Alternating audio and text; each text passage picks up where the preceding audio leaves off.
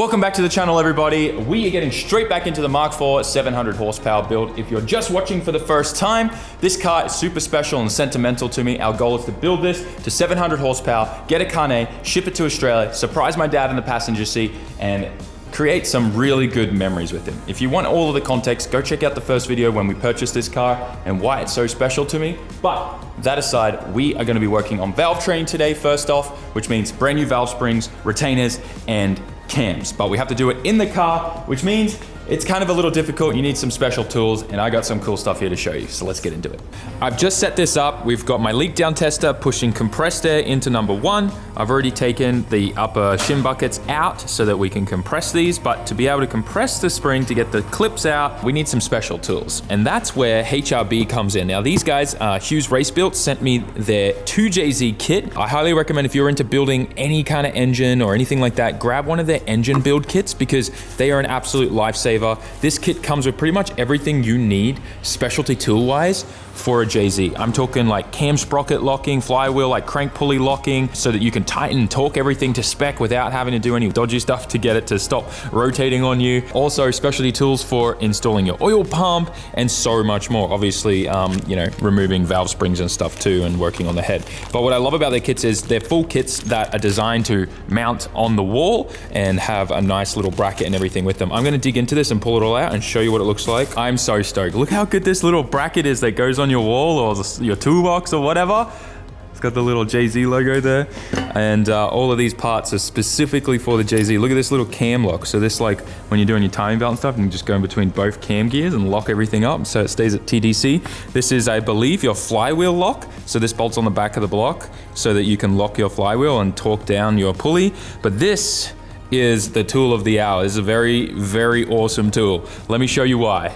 Check this out. This is designed to go exactly where the cam cap is there. While it's in the car, bolt in, and you're able to compress both of those at the same time, pull the little retainer clips out, relieve the pressure, change your springs, new retainers in, good to go, unbolt, and done.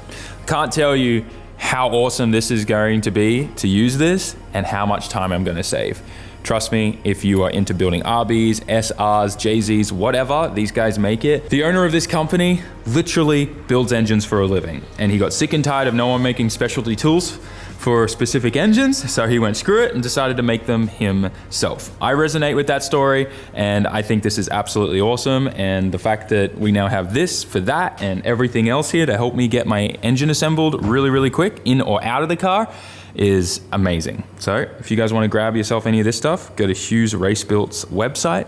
I'll put a link to it down in the description to go check them out, give them some love, and let's get into this JZ.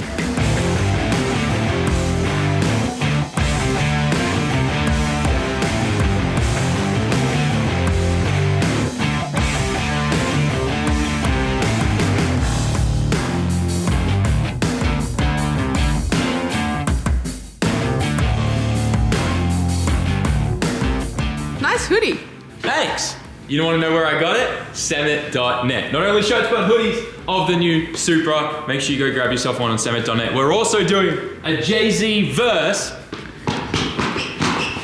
RB sale on all Tomei products on SAMMIT.net. And if there's any Tomei parts that you don't see on the website, fill out the contact form and the girls will get back to you because it is 15% on everything JZ and RB related, and they just released a bunch of new parts for RBs, new special piston stuff, as well as turbo elbows for the RB25. Trust me, if you want a stock location turbo setup on your Skyline, you want one of those. They're super cool. But anyways, let's get back to the Supra because there's been a huge update, like the update to my hair.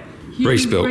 I didn't know Hugh Jackman built your. No, don't get an Australian mixed up with a New Zealander. You're gonna start World War III. You don't do that.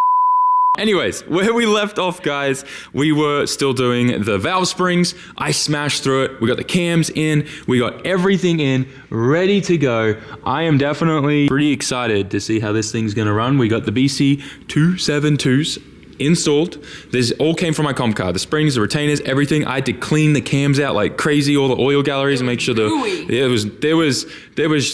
was metal inside them. So I don't know if we can see here, but see all this stuff, all this shiny stuff from the comp car? You see it on the newspaper there? Some there too? It's glitter. So I cleaned the cams out, tons of compressed air, tons of parts cleaner.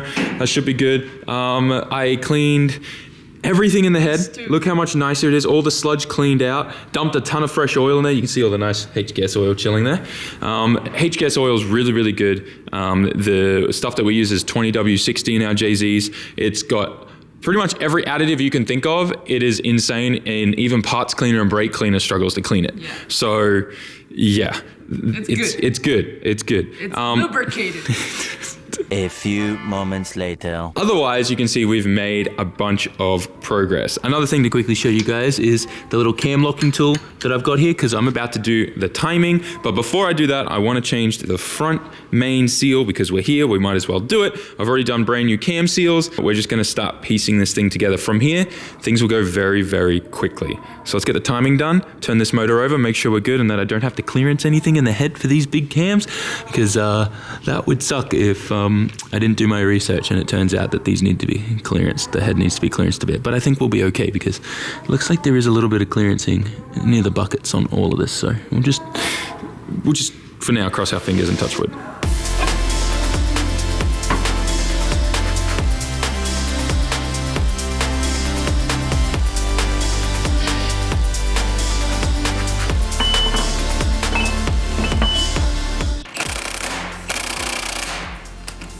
Nowhere now. Yay! Engine building is easy. Whoa. Calm down, man. Putting the do-lock covers Easy on to it. watch it get done, I think. Do-lock covers going on. We'll tighten those down later. They got brand new gaskets in them. Everything's kind of back together that we messed around with. So it's the main thing. I put my old super damper on here too. This is from when we had a 3-liter 2J on the comp car in FDJ2. A lot of parts from the old competition car drivetrain are going onto this because they're just kind of lying around doing nothing. So, you know, might as well put them to good use on a Supra. Next thing I want to do though is the fueling. So we definitely want to put our fuel rail, fuel injectors in and sort out that, because now's a good time while we have the upper part of the intake manifold off, that we do the wiring and fit that, and there's going to be a fair few changes there, so it's a good time to do that when we have the space. So we'll do that, but everything else is kind of done. I think the only thing we have to do on the hot side is put fittings in for the turbo, then exhaust gasket, manifold, turbo, bolt that on, that's done. And then once the fueling and the intake manifold's back together, that's done. And then it's just put everything else back in the bay, fabricate an exhaust, we're finished. Ooh, exhaust. We're not that far away. I mean, there's like almost no wiring that needs to be done, but I want to add a couple extra sensors, so we'll have to do some wiring, but we're going to be using the OEM harness for most parts, so that's going to be really, really helpful. But yeah, let's get these fuel injectors in and show you what we got. This box here is full of all of my favorite fueling products from our friends over at Dishworks. They've been a part of the channel and supporting us, I think, for as long as I can remember, pretty much. So we love Dishworks here at SAMMIT HQ, and we really appreciate you guys that support the companies that support us. So definitely go check them out. But we've got their full JZ fuel rail kit with supporting fuel pumps, injectors, regulator, fuel lines, fittings, everything for us to get this Supra onto some good fueling to make over 700 horsepower. I've said this before, but Dishworks makes some of the coolest stuff, and some of their new pumps are absolutely amazing because they've somehow made a DW400 pump fit into the same profile as the smaller DW300 pumps, which means putting them in tanks with some of the OEM, style hats and pump hats and stuff like that just makes it so easy. And also means that you can get a lot more fuel for less like crazy modifications and stuff like that you have to do to make it work. But anyways, that aside, this is the fuel rail that we are going with. It comes with all the adapters and everything for the injectors. It comes with a bunch of 1/8 MPT inputs here for sensors and stuff like that, which I really, really love. Otherwise though, super classy. It's got options of 1 in, 1 out, or 2 in, 1 out. Anything that you want, it can do pretty much. And everything's here. So we're gonna bolt this into there, the OEM manifold, and we should be good.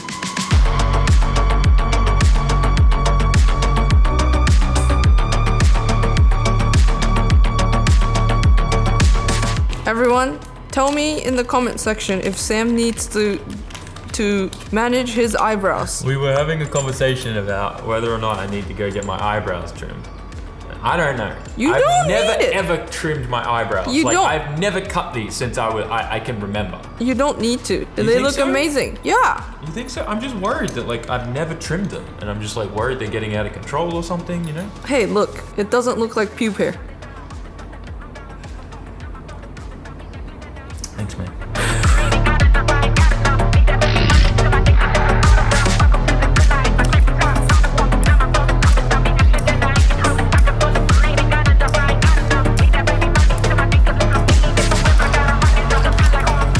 I really like this fuel rail because I've dealt with other fuel rails on JZs where this is actually here and you can't get the fuel line on without taking this bolt out first. Or clearance. no, it's the other way around. If you need to take the VVTi bolt out, you have to take the fuel fitting off. That will be. Because it's in the way. Now this, no, we're close to it. It's good. I like it. I like it a lot. In money's going on. Hey, she's on. Not biting any of that stuff. Check. Oh, it looks pretty good. I mean, the wiring harness in these is always a little, how you doing? Yep. But she's pretty mint. We're making it work. That's the main thing. Only you would be able to bend from that end. Go. Bend and snap, they call it. My back.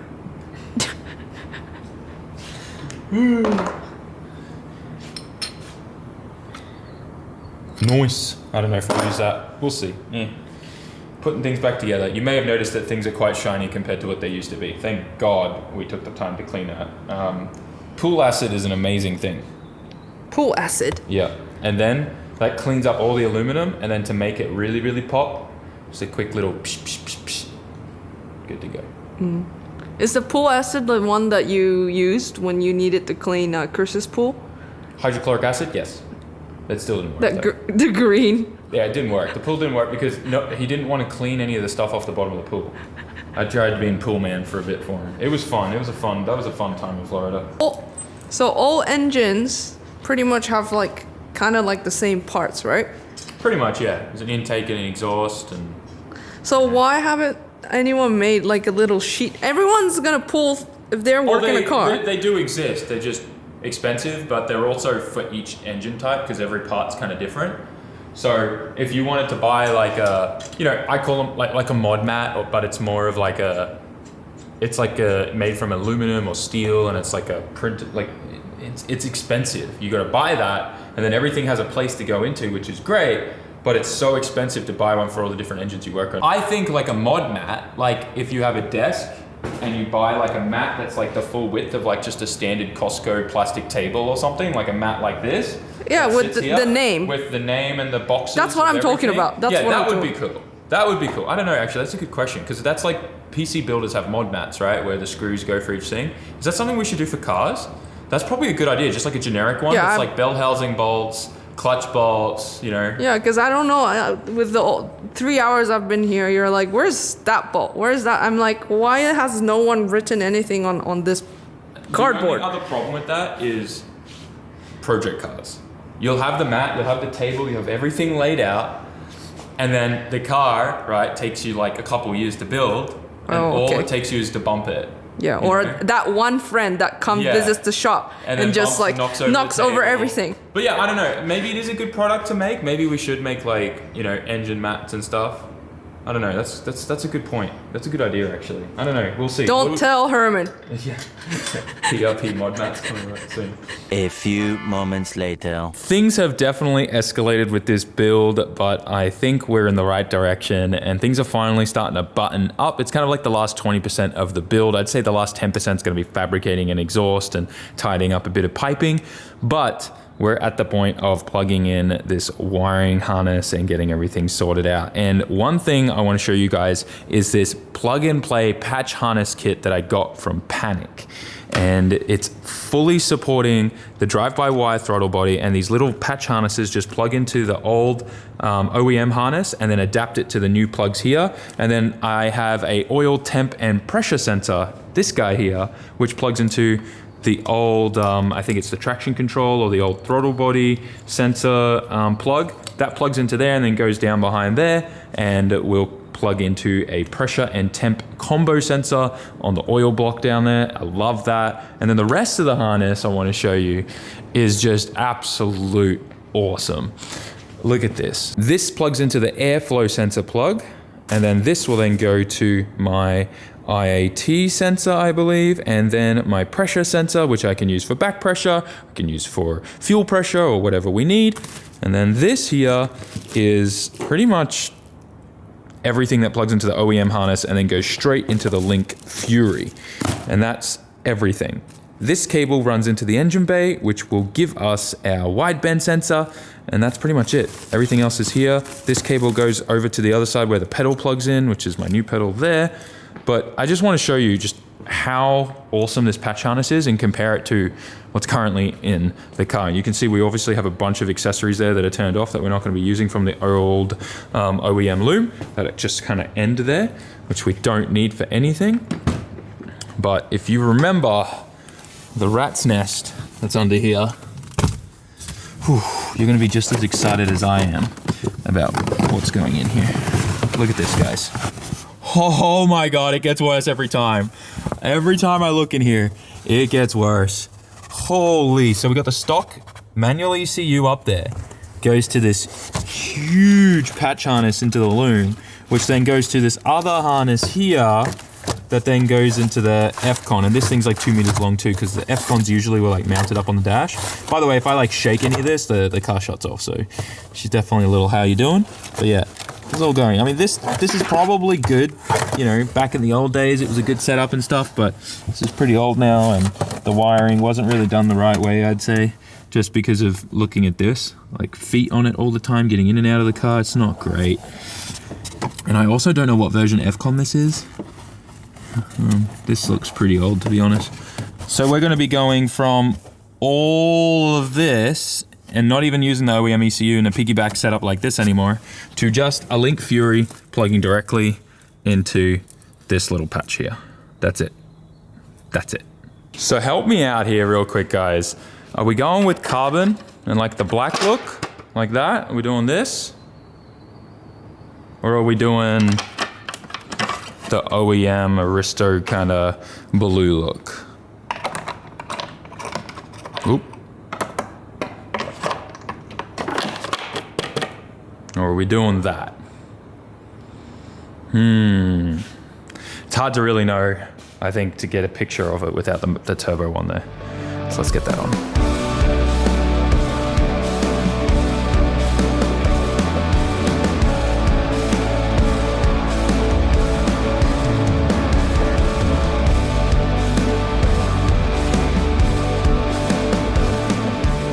Huge update, as you can see, turbo, manifold mounted. I still have to tighten a few more nuts on the manifold, but for the most part, this is its final resting place.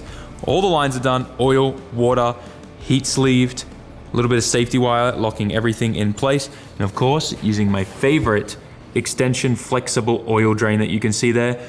I can't stress to you how much those things change my life and make it so much easier doing oil drains on these turbos. Make sure you use them, trust me. It's worth the change. Otherwise though, opted for going over the top of the turbo because I didn't want to deal with any of this stuff here and using push lock fittings and stuff with the water line, so I don't want to really mess around too much. Obviously the goal is to get this thing to Australia and do somewhat of a mild build here, so I'm trying to still have my flair and kind of like, you know, building it to my spec or whatever my OCD wants me to, with making compromises at the same time that make sense. If that makes sense. You know what? Yeah, I'm sure you get what I mean. That aside though, I also welded a bung on here, welded up the hole there so we didn't have to deal with the twin turbo mess there. But yeah, we're kind of all good at this point. Otherwise, injectors obviously all installed, fuel rails installed. We still need to run the fuel lines, set up the fuel pressure regulator, do the fuel pump in the tank and stuff, but we'll do that in the next video. And I think the K-Truck is finished at the paint shop soon, so probably we'll be chipping away at this and putting all the work, and next start will probably definitely be in the next video, and we'll have a ton of just wrenching and everything done. I mean, who knows, maybe we'll even get some of the fab work done, because that would be sick. Oh, another thing I noticed is I want to change the intercooler piping. I think it's ridiculous that this is coming through here, but at first I thought maybe that was OEM, until I looked down here and realized the OEM hole's clearly there. So why don't I just go loop up out of here and straight into there with a couple 90s? That just seems way more productive. So we're gonna do that. Otherwise, we're still waiting for a few other things to arrive. Coil pack kit, nice dress up bolt fitting kit and stuff for the valve covers, because still haven't bolted these in yet. We definitely want that. Yeah, I'm really excited on the direction of this build. I think it's gonna be really, really interesting to see what results we get. Putting a G4900 on a 3-liter stock bottom end, it's gonna be very interesting. Pump gas, high octane, should be good. Put your guesses in the comments right now of how much power you think it's gonna make. With that though, I'm gonna wrap up today's video. Smash that like button, write a comment, and subscribe. Once again, tell me how much power do you think this thing's gonna make when we get it to the dyno? Because that's probably only like 1 or 2 videos away on the Supra build. Next, I think the K-Truck might be finished at the paint shop, which means we definitely got some fun stuff to show you there.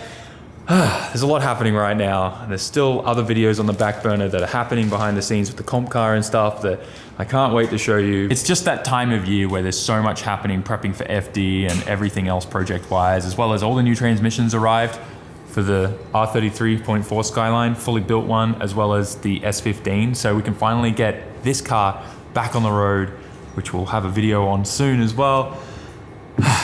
I'm excited, but we definitely have a problem because I have too many running, functioning cars now. I'm starting to think maybe it's time to put a couple on the chopping block, or we just find some kind of storage place somewhere. Anyways, thanks for liking, commenting, sharing, and subscribing. I'll see you all in the next one. Supra go Burr.